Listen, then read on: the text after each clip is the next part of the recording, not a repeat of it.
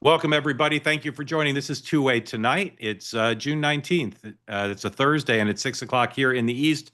And today was another momentous day of waiting around for Donald Trump to make up his mind. We'll talk about all the goings-on at the White House today, where the president himself did not appear in public, as far as I can tell, at least not yet. But his press secretary did a lot of business on his behalf.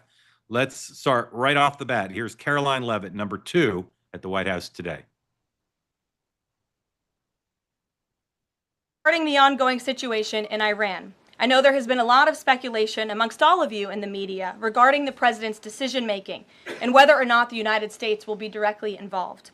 In light of that news, I have a message directly from the president, and I quote, "Based on the fact that there's a substantial chance of negotiations that may or may not take place with Iran in the near future, I will make my decision whether or not to go within the next 2 weeks." That's a quote directly from the president for all of you today. So although there is some other news which we may get to, we're going to focus on what she just said. And our guests will include Mercedes Schlapp and the trio of excellent journalists and former diplomats. They really don't call themselves journalists, so let's rewind the tape. A trio of brilliance from the folks from International Intrigue. They will all be here in just a moment. But I want to show you something that's getting a lot of play in Israel. This is a video that might make you laugh and it might make you think, not unlike a birthday card from Dan Turrentine. Here is number 5, please. Ready to do this? So ready. Jumping off this cliff represents jumping into our future as adventurers. Okay. Count of 3. 1, 2, 3! Bill!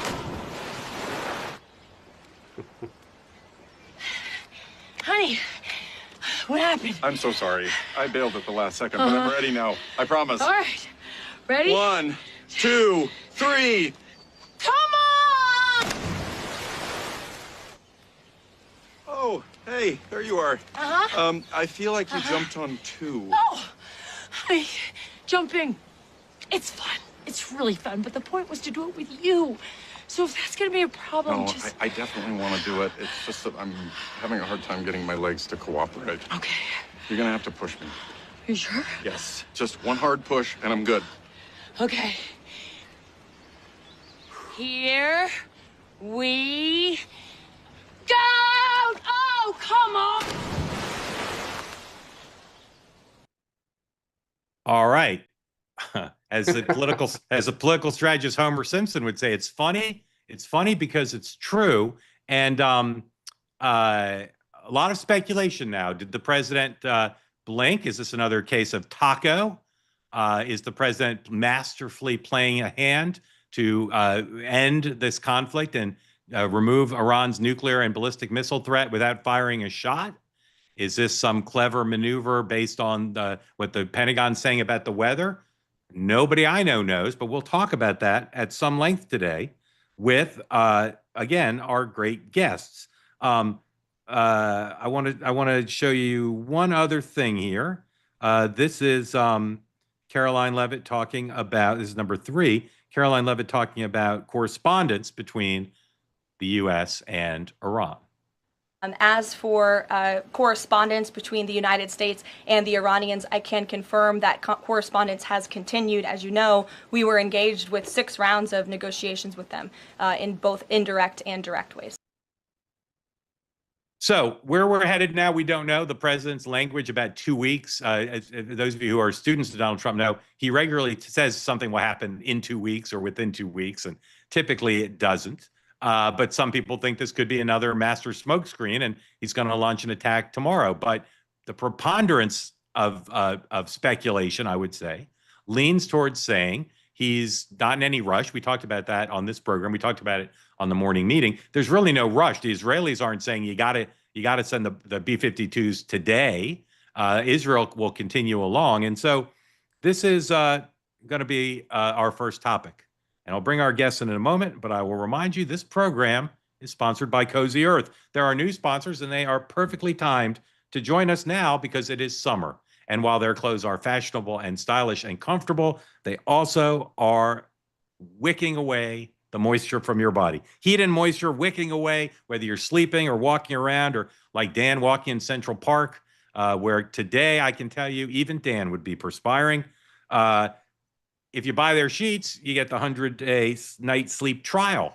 That means you can have them for 100 days, see if they make you sleep more comfortably. And if they do, you can keep them. If not, you can send them back. And if you do keep them, you get a 110-year warranty. So you can sleep on them for 9 years and 360 days and then send them back. That is a decade of cool quality sleep. Dan, you need these clothes. You need these sheets. I do. Yes. You do. Yeah. So you can upgrade your summer sleep right now. Head to cozyearth.com. And if you do, please use the code TWAY. Spell it correctly, TWAY. We capitalize the WAY. And if you do that, you get 40% off all of their best-selling sheets, pajamas, and more. Sleep cooler, lounge lighter, stay cozy with Cozy Earth. All right, let's bring in our guests. First, Mercedes Schlapp, who is probably laughing right now. I'm hoping to bring her in while she's still laughing. Yes, I knew she would be. Thank you, Mercedes. As we say in the television business, Mercedes, we got to pay the bills. Let me tell you, Mark, you're really good at reading those ads. I mean, seriously, before you know it, you're going to have like a Mike Lindell ad on, on Newsmax or Fox. I don't know what you're talking about. I only do the ads that I can do, Mercedes. If I'm not sure my pillow, I'll try it out, but we'll see. Now it will go with your sheets and pajamas to have a pillow. Yes, it would. I don't would know. much prefer to be in my pajamas right now. I got to tell you, but we're here to work, so let's do this. Yeah.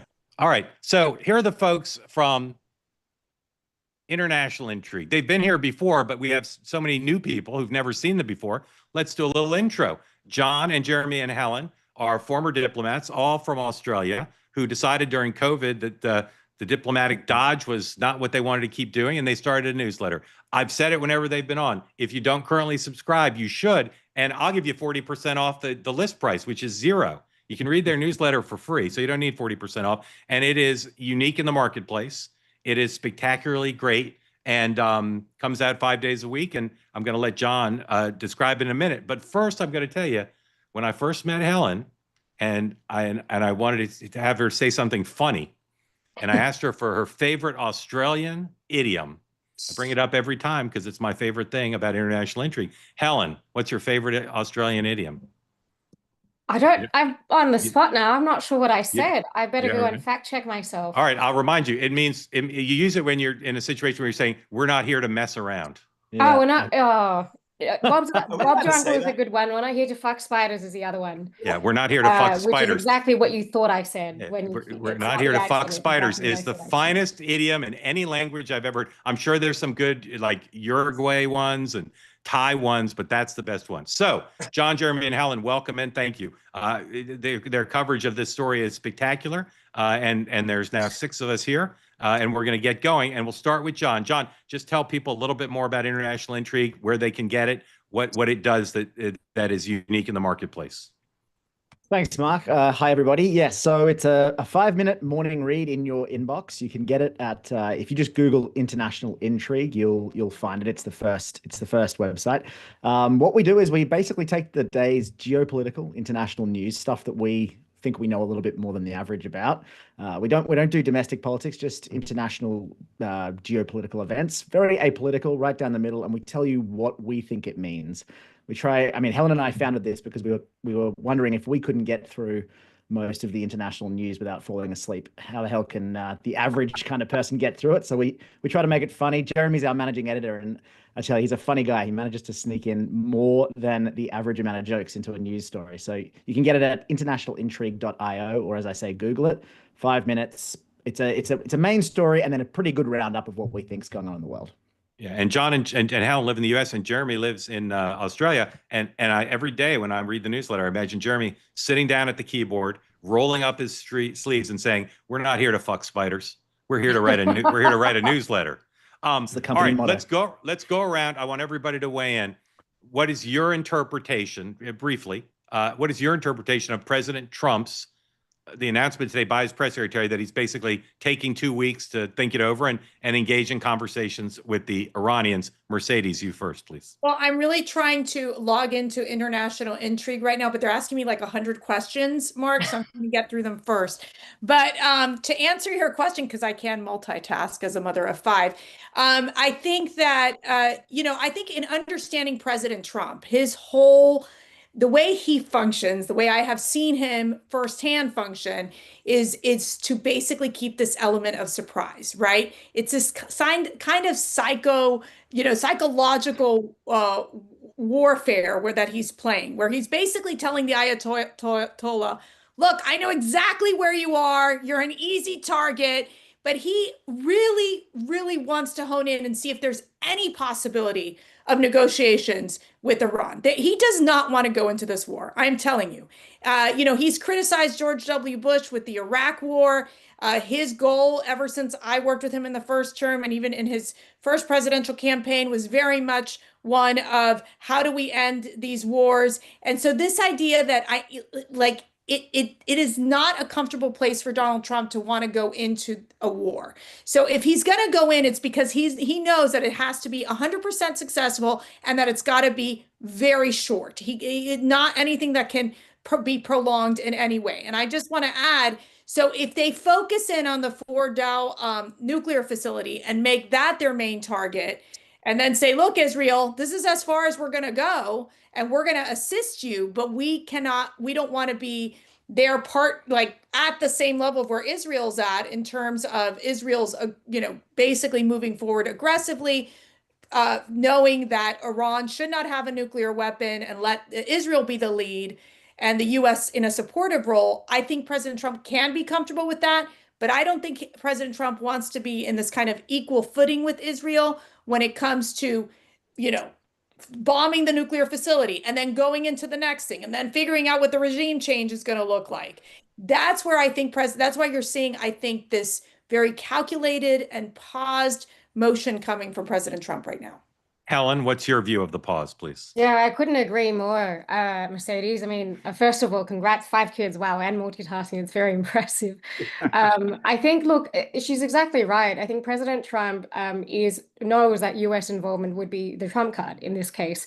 I think Israel's fight with Iran is an existential one for them. And for them, there's a lot more riding on it than there is for the US.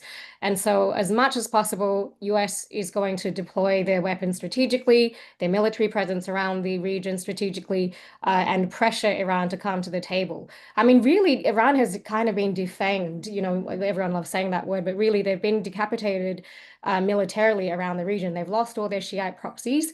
They don't have a good way out of this. And I think Khamenei has really been shown that his military strength are not as strong as he claims them to be. So in some ways, Iran is cornered. And I think President Trump knows that. Jeremy, baby, what do you guys reckon? Yeah, I mean, another way I would think about this is that the president's second presidency has brought together an interesting mix of factions across US politics and across US foreign policy. 2 of those factions, one you call isolationists, that's like people who say we are tired of foreign entanglements, we just want to pull up the drawbridge. Another faction you call primacists, very much like America on top, America first. And those 2 factions are kind of in conflict right now. If we're isolationists, we say we don't really care what happens over there, we just don't want to get involved. If we're primacists, we say, well, we don't want Iran to get a nuclear weapon and we're going to use all our power to stop that.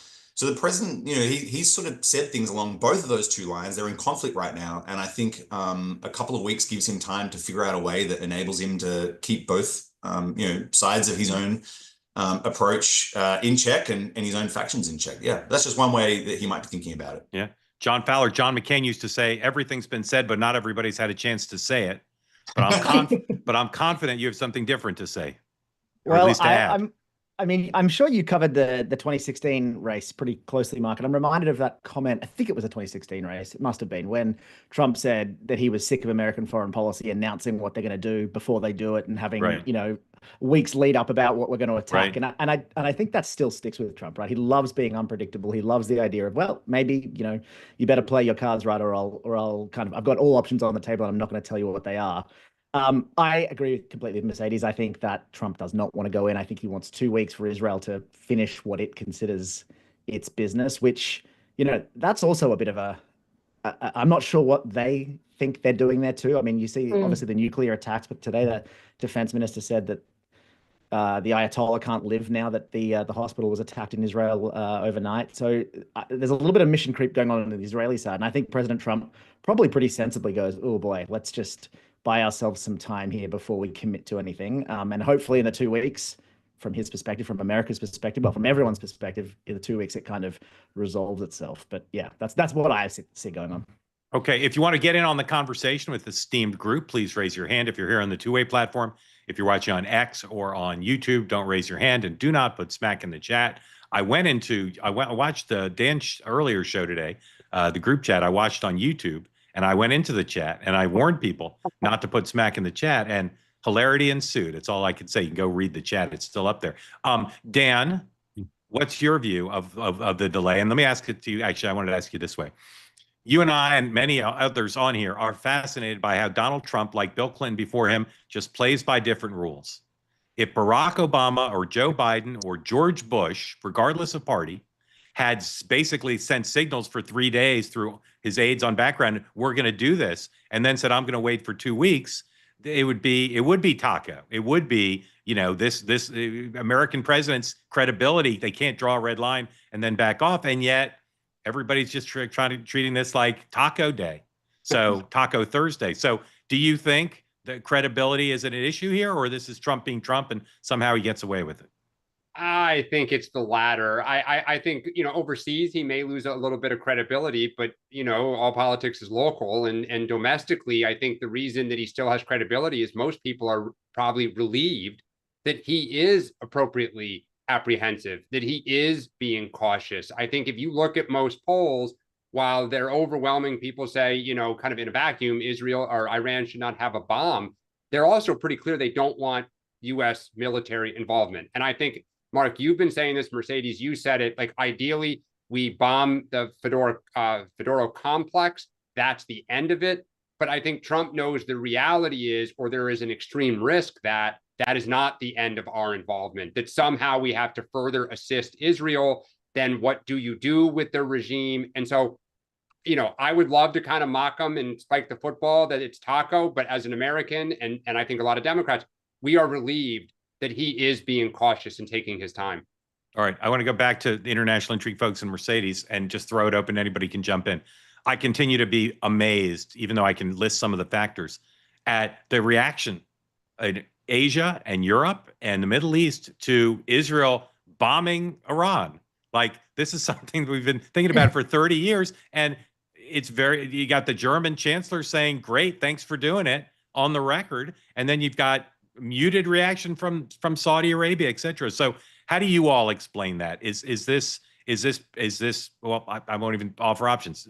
Jump ball. Who's got a good explanation for how muted the reaction is? I'm happy to jump in. I served in the region in the first JCPOA and during the first Trump presidency as well. And let me say this, JCPOA, which was the first Iran nuclear deal that was designed under Obama to contain Iranian military from developing military-grade nuclear assets. That was a very controversial deal. And of course, when President Trump came on board, he nixed that because it faced a lot of criticism in the sense that Iran was hiding its nuclear facilities. And that sort of sentiment was actually shared across the region, right? So Saudi Arabia, Egypt, Jordan, everybody under the table were equally as concerned about Iran developing nuclear technology. So I think when when sort of the missiles started to fly, I think everyone sort of just sat back and watched, and because they were on the same page about not wanting Iran to have nuclear capabilities. Okay, well, Mercedes, go ahead, Jeremy, go. You go. I was just going to say the thing about Iran pursuing its nuclear ambitions, other regional powers have been quite open about the fact that if Iran gets them, then they're going to want them as well. So, Saudi's crown prince has said he's going to pursue nukes. So yeah, it's a little bit like the first domino, and I think a lot of people would breathe a sigh of relief that maybe the Israelis have knocked out that first domino before the rest of the region follows. CNN is reporting, as are others, that Steve Bannon had lunch at the White House today with the president. Mercedes, what do you think of that? Well, it's like Tucker Carlson calling Trump to apologize, right? Look, I think that Steve Bannon is obviously very concerned about the U.S. Foreign entanglement in Iran, and really has made very, I think, I don't want to say just concerned comments about the direction of where President Trump is going. And look, he does have the ear of the president. And so this is what the president does, right? The president is always about bringing in opposing views. He likes to listen to who's going to make the best argument. It's what he's done in almost every single policy decision that he has made. I mean, he is the final executive who goes forward and makes these decisions. And look, I'll tell you, you look at this cabinet and you have very, I would say, young, not necessarily incredibly experienced. I mean, Secretary of State Marco Rubio, obviously senator for a long time, a lot of experience, but a Pete Hegseth, for example, not a lot of experience in terms of directing, being a general or directing a military or making these very critical military decisions. And so he's relying, the president does bring in the different points of view to say, okay, what if we go in this direction? And remember, Bannon has a huge following. He has the ear of many of the MAGA grassroots activists. But I will tell you what I've noticed, as my husband runs CPAC, and he put out a comment basically saying we got to keep the coalition united, is at the end of the day, and we saw this with Elon Musk, when Elon Musk turned on the president, the MAGA people stood by President Trump. When Tucker Carlson started, being critical of the president and critical of Mark Levin and all these people, the MAGA people, they stood by Donald Trump. And what did Caroline Leavitt say today at the podium? She said, trust President Trump. So that is, I think, what you're witnessing is the MAGA movement still very, very much agreeing with President Trump. They will listen to Bannon, they will listen to Tucker Carlson, but they trust that President Trump has the best information to make the best decision at this moment. All right, let me say a few things. Number one, please, if you haven't already, go subscribe to International Intrigue. It is free and it's outstanding, and there aren't too many things on earth you can say both those things about. Number two, thank you all for coming. Number three, the reason I'm thanking everyone now is I'm about to slip away to go do a TV hit. And in my place, Dan, hosting the rest of the program for the first time, you are in such capable hands, I tell you, nothing could possibly go wrong. Please raise your hand if you want to get in the conversation. I leave it all to you. Mercedes, good to see you. Helen, John, Jeremy, please come back regularly. Thank you all. Good night and good luck. And finally, I will see you all at 7:05 Eastern Time shortly after this program ends. For what, you might ask, it's a new show. It's a new show called Authentic Connections. We're talking about men's mental health, the issues that men deal with that don't get talked about enough. We have two great hosts who will join me. Authentic Connections, 7:05 Eastern Time. I'll be back for that. I'll see you there and then. Please tune in. Good night. Good luck. Thank you very much. Dan, over to you. All right, Mark, good luck to you here. For those who want to see Mark, will be on with Brett Baer here momentarily. International Intrigue, folks. So how do you guys think Israel is taking this news tonight? Mark played in the opening the kind of parody of Israel, the American not jumping and the Israeli continuing, saying 1, 2, 3, let's do this together. What do you think Netanyahu's reaction is to this 2-week announcement? I mean, I can't imagine he's particularly surprised. I'm sure he has been wanting to try and get America involved from the start. But I can't imagine he thought it would be easy to get Trump to sign up to boots on the ground, particularly boots on the ground, but even just strikes, because, Trump is on the record pretty vociferously as saying that no more foreign wars, no more foreign interactions. And, we saw that play out this week politically. So I don't think they'd be surprised, but I actually think they'll be pretty encouraged that he's even saying, oh, well, maybe let's see, I was involved in the decision to start with the strikes. I greenlit it. I was involved, even that level of, the word I'm reaching for is complicity, but that's not the right word, but level involvement, I suppose, in that planning of that original attack. Yes. I think there you go. I think Israel will be really happy, because I don't think there's too many people who watch this stuff closely that feel like America isn't involved in this, at least sort of on the periphery. So, yeah.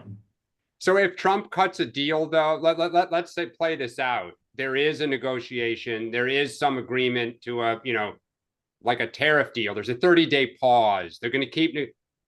Does Netanyahu, is he willing to keep Fedoro and have a deal where their nuclear regime is not 100% taken out?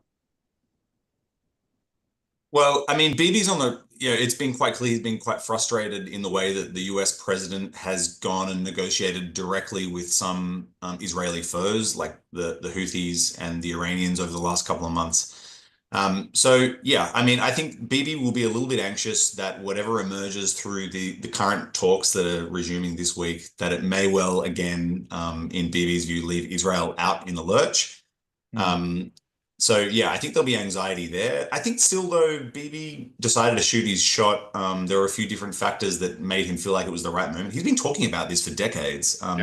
But really there were a couple of things. One big thing was that the UN's nuclear watchdog released this bombshell report, which, kind of confirmed what everyone already knew, which was that Iran wasn't really being transparent or honest in what it was doing. So I think that probably gave Bibi and others a little bit of legitimacy to potentially charge ahead. The other thing was that the US president's 2-month deadline for talks, basically a deal or war, that expired. And so, those two things combined probably left Bibi thinking that was his moment. And I think he probably assumed that if he could wipe out Iran's air defenses, then that would de-risk, the president deciding that it was okay for the US to finish off Iran's nuclear bunker at Fordow. But here we are. I think he got those first two things right, Bibi. The third one, yeah, it's looking less likely.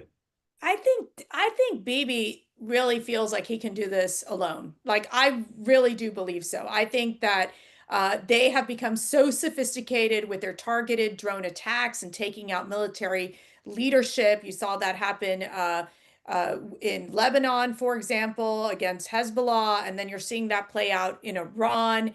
I think he is very, he's determined. I mean, there is what I'm seeing coming out of Israel and, knowing how Netanyahu functions and basically how the IDF is so focused, they are determined to create this instability within Iran. And look, the reality is that when you've taken out the military leadership, when the Ayatollah is somewhere in a bunker, they are really, I think, in one of the most weakened positions that we've ever seen Iran. And you have the Iranian people, many of them, who obviously want the regime to fall, and the willing leadership in exile saying we're ready to come back and put together some sort of democratic government. You also have the fact that Russia and China have kind of said, hands off, we're not really going to get engaged in this Iran situation. So it just has really left Iran very vulnerable. And I think while Netanyahu is saying, okay, Mr. President, yes, go try to do your thing, I really believe, and I'd be curious to see what the International Intrigue folks believe, I don't think Iran's going to come to the table for a negotiation. I just don't see it happening. One other thing I'd add in there is, so Iran got caught out with this, everyone knows about this Fordow mountain bunker. It got exposed in 2009. So the whole world has known about this thing for a long time. It's very hard for me to believe that Bibi, the whole very impressive Israeli security establishment, its tech sector, very hard for me to believe that they have not been working full time trying to figure out how to take out that bunker since 2009. Yeah. And then that being the case, it's very hard for me to believe that Bibi would have pulled the trigger on this latest, action without already having a solution in place for Fordow. So it's hard for me to believe that he would have done this just assuming that Trump would get involved. But that's where we are. Helen, you're smiling. Yeah, I'm because she's laughing been because someone muted said this whole hashtag time. free Helen. Yeah, she couldn't talk. So thank you, chat. I'm for sorry, flagging. I muted myself to blow my nose. I've got allergies. But I couldn't agree more. I think the Israelis have been working on this since they started building Dimona, right? Thinking about how they would be able to take out Iran. And I think at some point Netanyahu has also sort of thought about other ways of doing this outside of just kinetic warfare. I mean, let's not forget Stuxnet back in 2007/8 when they sort of some Iranian official stuck a USB in their facilities and it ended up destroying all the centrifuges of their program back then. So I think the Israelis have demonstrated through Mossad and other sort of capabilities that there are other ways that they can hit Iran's nuclear production capabilities. And I think where the best is probably not the best, but the sort of more, there's another chapter that's to come. I think that we're all going to be watching very soon. So just one last question here, and then we'll open it up. to the community to ask questions. And thank you guys all for joining. So assuming that Israel, as Mercedes said, is going to keep their foot on the gas and ultimately try to do this themselves if Trump does not help and the regime falls, do you guys assume that Israel has, some domestic government ready to be stood up? That, in other words, they're not going to risk like, okay, we took them out. Now let's just see organically what happens. And if you do, how do you think the neighborhood would react to Israel installing a government in Iran, right? Because when we did it in Iraq, all the people came in with their intelligence agencies to destabilize us. What do you guys think? Yeah, I'm reminded of when actually on a previous episode of 2A, former Speaker Newt Gingrich was on and sort of said, why don't we just go in there and get rid of the Ayatollahs? And you're asking the right question. It's like, what's next? What fills the space? I think Mercedes is spot on. The Iranian regime has probably never been weaker since the revolution in '79. I think that's probably fair to say. But to me, it's not clear that you can dismantle a very, very entrenched, repressive police state in a country that it's an enormous country geographically. It's very dispersed. It's community level kind of policing. There's lots of like little areas, and there's no central. I mean, there's centralized power, but it's really quite dispersed. And it's not clear to me that you can just kind of get rid of that in like that and then install a new government and everyone's dancing in the streets like we imagine. I mean, that's the best scenario, right? But the more likely scenario is that there's a really, really nasty grappling for power by potentially even more radical IRGC commanders. On the other side, maybe a more moderate IRGC, maybe a reformer, but it's still, I can't imagine it kind of completely being dismantled because you've got all the sort of levers of power in place. It's much more likely that someone else is going to go, oh, thanks, and grab those levers of power and maybe be a little bit more conciliatory towards Israel and the West and be a little bit more like easy to work with. And that'd be okay too. But the other side is it could be a lot worse. So I don't know. My gut is that Bibi Netanyahu has taken this chance, this period since the October 7 attacks to fundamentally change everything for decades. Not necessarily go in and say, right, we want a liberal government in Iran, we want this, this, and this, but just get rid of or decapitate Israel's enemies for decades. And I feel like if these attacks can really set back the senior commanders of the military are like, a lot of them are dead, a lot of the nuclear facilities are blown up. Even if they don't get Fordo like properly, it's going to be a long time before it's a credible kind of power again. So that's my sense of it. Oh, Mercedes is muted. Sorry. Yep. Let me see if we can. I had kid number 4 calling me and I was like, dude, I'm on a okay, so I think like the reality is we had a chance to meet with the Crown Prince Pahlavi. I'm probably butchering the guy's name, Reza Pahlavi, and I think I am concerned, John. I think that there could create this huge vacuum of power where. And quite frankly, I don't think I really believe Israel's going to be like, okay, Ayatollah's dead. You guys figure it out. Like, I don't want to get involved. And the U.S. is not going to get involved. That is very clear. That's a big message President Trump keeps saying over and over and over again. So it really is, there is a sense, does the Crown Prince go back, not to be, as part of the monarchy necessarily, but to help in the democratic reforms. And so really, I mentioned these Iranians in exile. Do they kind of say, all right, we're going to come together to try to rebuild this government? I mean, the reality is a lot of those from the Iranian, Guard Corps, they're dead. Like, like the leadership is dead. So who's going to rise to be the next group of leaders? That's going to be very critical. And so I'm curious to see which countries on the outside will at least assist or try to help the Iranian reform an Iranian government. I mean, that's just going to be telling. Yeah, I think the Europeans will be very involved in this one, but then again, they've got their own. Oh, they've got their own conflict to be dealing with right now. But I do agree there is probably a lesson that I think Israel has watched and learned in terms of not installing diaspora Iranians or diaspora sort of folks that have been in exile in Europe, in the US, elsewhere to come back, because that's what sort of happened in other parts of the Middle East, and I think they've learned not to do that. I think that they have deeply penetrated the Iranian society in many ways. And I think there are a lot of Israeli assets in Iran that are probably going to be activated in the coming couple of decades. This is what they want. They've always wanted regime change, right? So this is the play that they get to execute now. The other thing to keep in mind is within Iran, there are quite a few ethnic minorities that are pretty fed up with the way they've been treated under the mullahs. So there are Baloch separatists who want their own country bordering into Pakistan. There's Azeris, there's Armenians, and others. So, it would be quite a few voices feeling like they've had the mullahs boot against their neck for decades, who would feel that this is their chance to carve out their own space. I'm just reminded of that classic old Clausewitz saying that it's very easy to start a war, it's hard to control one. Right. I just think we have no idea how this will play out, but I think it'd be messy. All right. Well, with that, let's bring in the community. First, Hassan Namazi.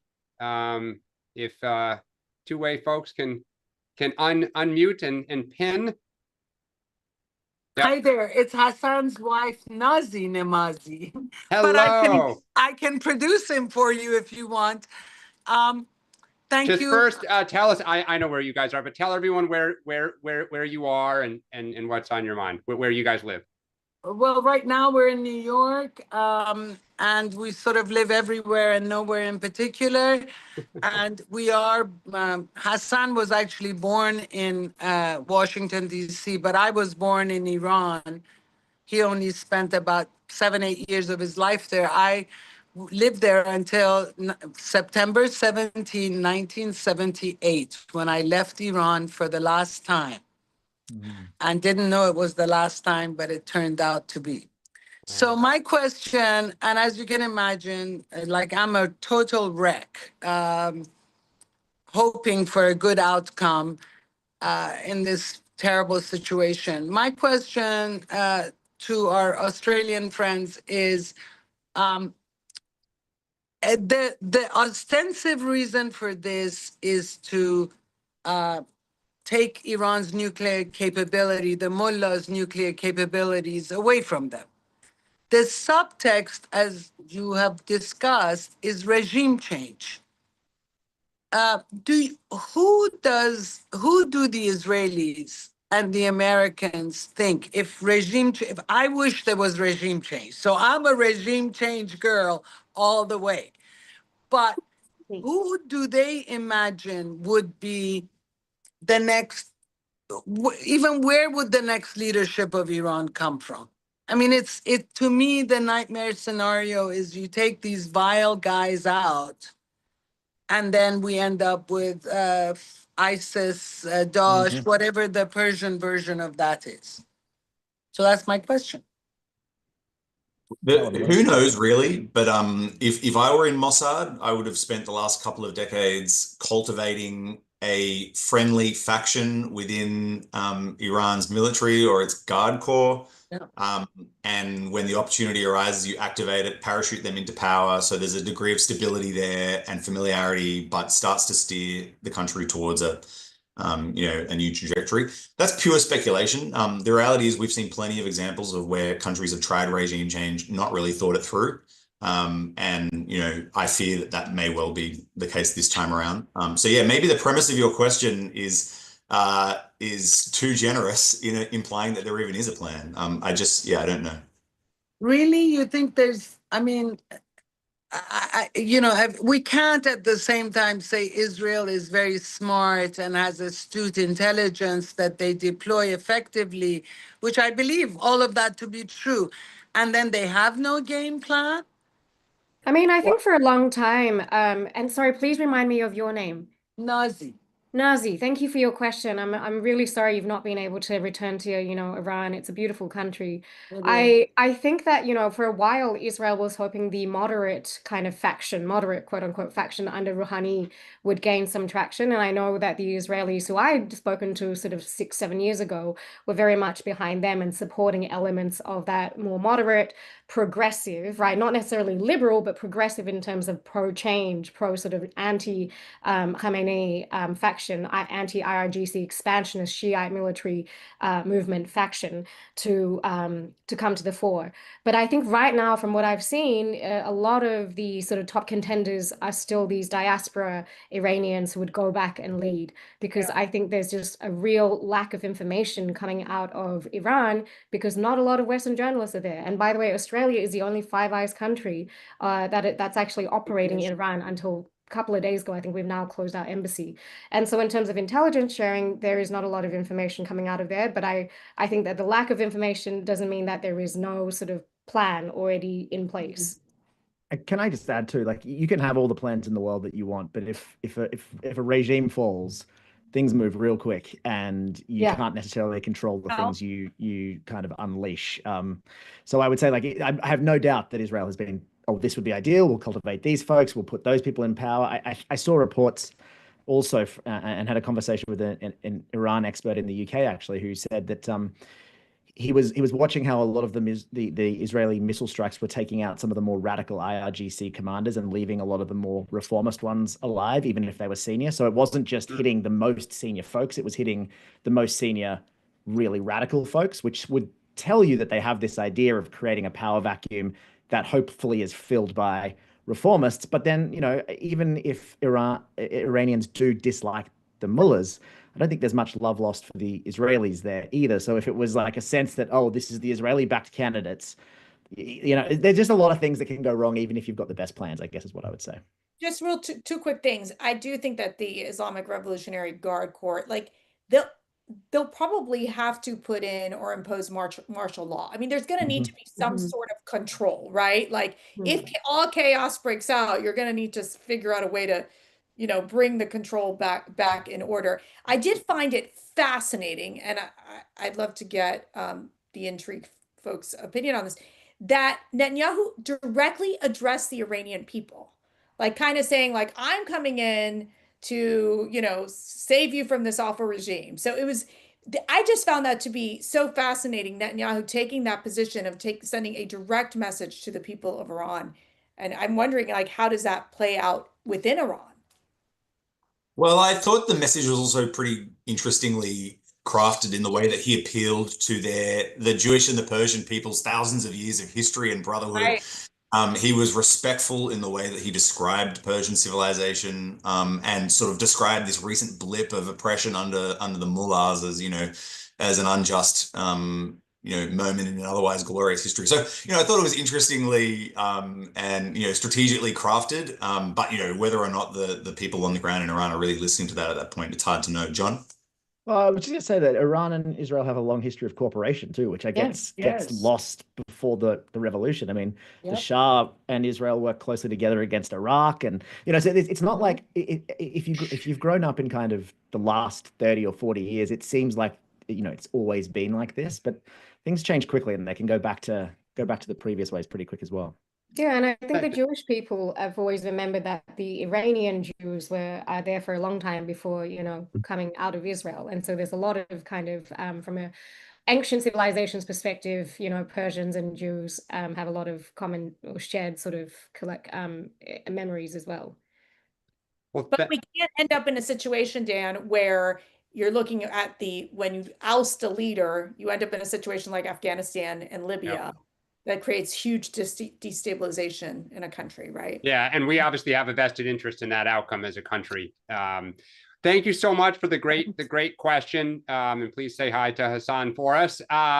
Haley, let's bring in Haley. We've someone from Iran and now someone of Jewish descent. Hi guys. Just want to say, Nazi, I was waiting to have, I heard Hassan the other day and you guys, and I'm Israeli American, and my heart is with you guys 100%. And, you know, my people are behind your people 100%. I wanted to just touch on, kind of lost my question here. Happens to me all the time, don't worry. Yeah. Basically, like what I think I was going to say was, when it comes to the next plan, like the next stage, here it is. we're all talking about American involvement and everything, and how we all want, I mean, a lot of us want Trump to blow up Fordo and finish, basically. I think that's the Israelis' estimation, is if that happens, it would basically conclude the war. I think, from what I know, when Israel set out to do this operation, they already gave about a 2-week time frame for themselves. So the fact that Trump is now saying he's waiting 2 weeks, I think that maybe Israel knows, you know, is notified of his plan and notified of like the fact that he wants to negotiate and is giving them that 2-week period. And then at the end, he's going to decide if he's going to use the B-52, whatever. My question is, I heard rumors of a plan B, which would be basically Israeli boots on the ground, kind of like a Navy SEAL type of, you know, incursion, and I don't know what we're going to call it, but that's what I hear. So how plausible is that to be, let's say, the plan B if plan A doesn't go according to plan? Just to clarify your question, Haley, do you mean like the Israeli troops, to be troops on the ground, trying to take down Fordow and other sort of nuclear facilities? Is that what you mean? I think so. Yeah, she's muted. But yes, I think I believe that is what she's. Yeah, to actually effectively go in and take out Fordo, because I think we can all agree that if they don't do that, the nuclear program is going to continue. Yeah, I mean, I think that's a very low likelihood and probability. But then this year, everything that's happened this year for me has not been on the bingo card. So I would not, you know, they already have air supremacy over Iran, right? They've taken out most of Iranian sort of surface to air missiles capabilities. And also anti-missile capabilities. So I think I would probably give it, if I were to quantify it, like a less than 10% chance that would happen, given Israel, you know, the IDF is also preoccupied elsewhere, keeping a watch on the northern front, southern front, even though those conflicts are a separate issue. But I think they would be very, very, Netanyahu would not be politically popular domestically if he did that in Iran.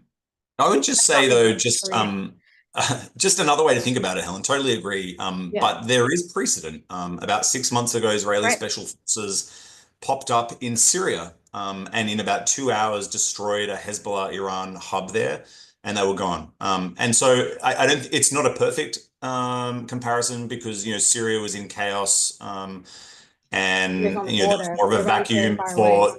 Yeah, it was a lot closer. And also, Fordow is heavily fortified. Iran still has a lot of forces there. So it's not a perfect comparison, but there is precedent of Iran, of the Israelis doing something like this, but very risky. Could be the end of Bibi's political career if it goes wrong.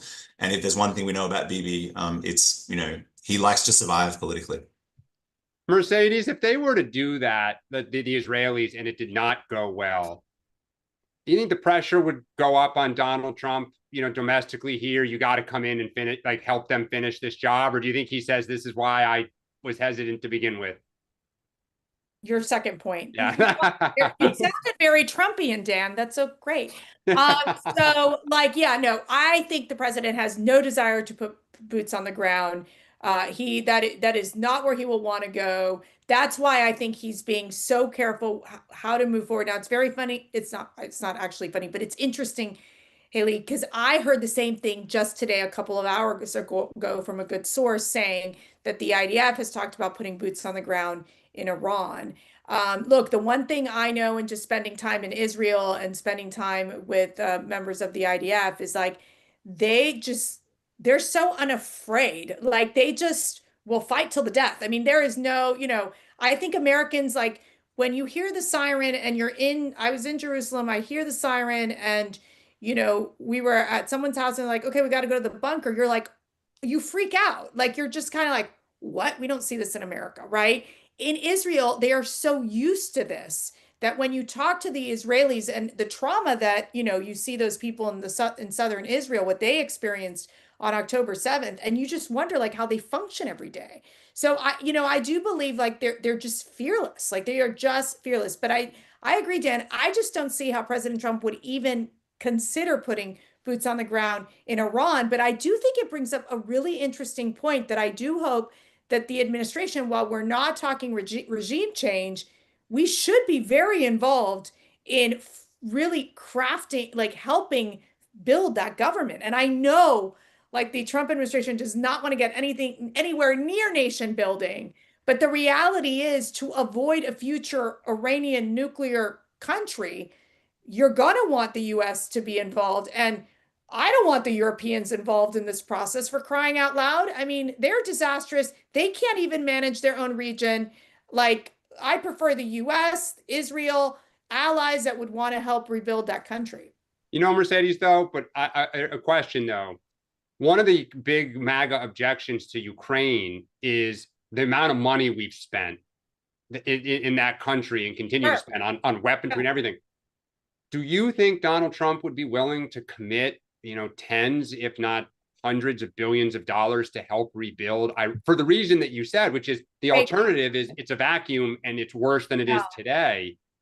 I think in the name of Iran not becoming a nuclear country, it gives him more of a reason to want to maybe invest. Look, I think with Ukraine, they view Ukraine as a like almost like a civil war between Russia and Ukraine, two countries obviously that, hate each other, disagree, let them duke it out. And we have spent billions of dollars there, and it just seems like a war that's never going to end.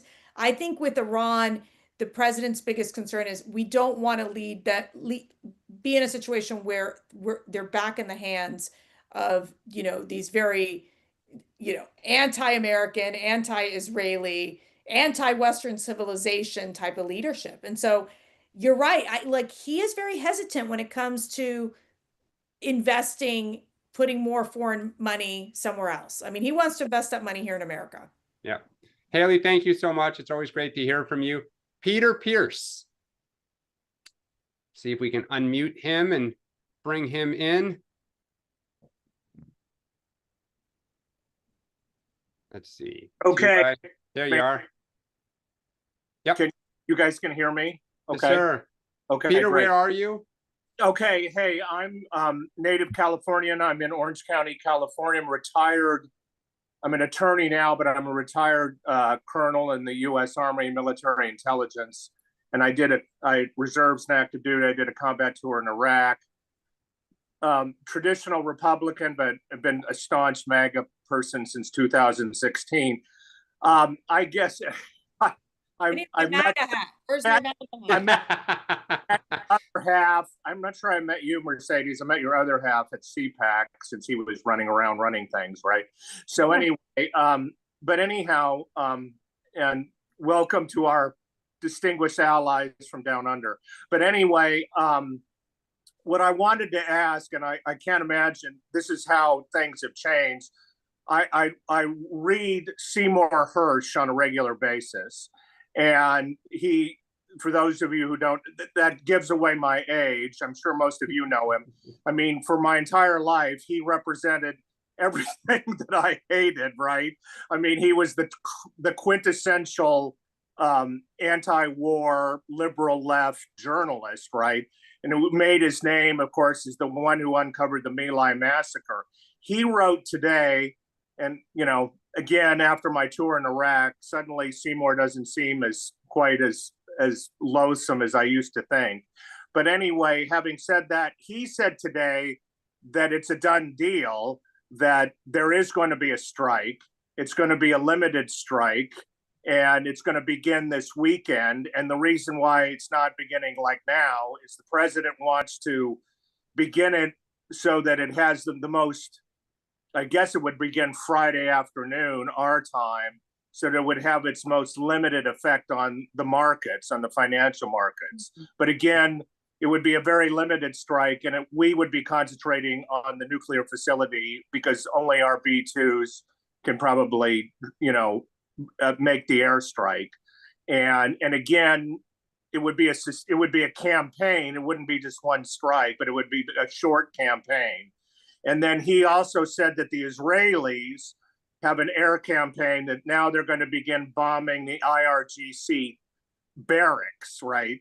And so they're going to try to take out the security forces and maybe telegraph to them that, you know, that they better flee from their barracks, and they better flee from their barracks and you know, maybe take up arms even against the government. I personally think it would be wonderful if there was regime change. I'm fairly pessimistic. Okay, again, these things never. Maybe it's because of my tour in Iraq.